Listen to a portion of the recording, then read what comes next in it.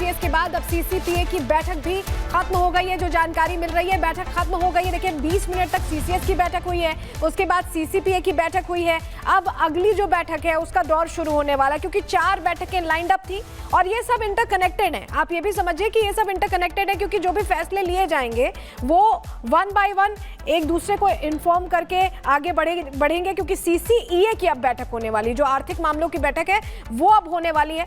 तो ये बैठकों का दौर जो चल रहा है, ये जो सुचरिता आप कह भी रही थी कि वहां पर पाकिस्तान में पसीने छूट रहे हैं, आधी रात में नेता मंत्री आकर कह रहे हैं कि कुछ भी होने वाला है, 36 घंटे में 24 घंटे में अटैक होने वाला है, ये उनका डर बढ़ा रही हैं ये बैठकें यहाँ पर। और हमारे साथ हमारे 2 सहयोगी जुड़े हुए हैं, विवेक और सुमित जुड़े हुए हैं। विवेक, आपके पास आ रहे हैं। पहले 2 बैठकें हो चुकी हैं, अब सीसीईए की बैठक की बारी। ये सब इंटरकनेक्टेड है, जरा दर्शकों को समझाइए कि इन बैठकों के जरिए कैसे स्टेप बाय स्टेप आगे बढ़ रहा है भारत।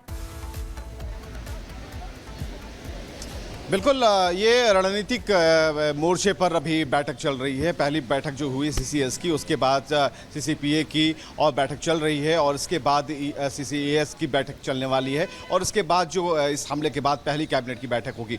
तो कुल मिलाकर ये बैठक जो है, देखिए कितनी तरीके से इसे प्लान किया गया है। इसमें आर्थिक तरीके से, सुरक्षात्मक तरीके से और खासकर पॉलिटिकल, ये सारी चीज़ों को बांध करते ये निष्कर्ष पर पहुँचने की तैयारी है। जब ब्रीफिंग आएगी, जो ब्रीफिंग के अंश आएंगे वो बिल्कुल क्लियर कर देंगे आपको कि ये बैठक कितनी प्लान तरीके से की गई है, इसमें कहीं भी कोई लूप होल्स ना रह पाए। अब आप देखिए कि सुरक्षा मानकों का ख्याल जो रखा गया, या जिस तरीके से इसे अटैम्प्ट लेना है, कैसे हमला करना है, कौन सी स्थिति होगी, किस स्थिति में कौन से प्लाटून हमारे होंगे, कौन से मेंबर्स होंगे, और इस बीच में जो खबरें आ रही हैं जिस पर आप लोग डिबेट कर रहे हैं या डिस्कशन कर रहे हैं, उस पर हमने बस एक ही लाइन कही है कि जो मेंटल पैरालिसिस का शिकार पाकिस्तान, उससे लड़ने के लिए भारत की जो ताकत है वो कई गुने अधिक है।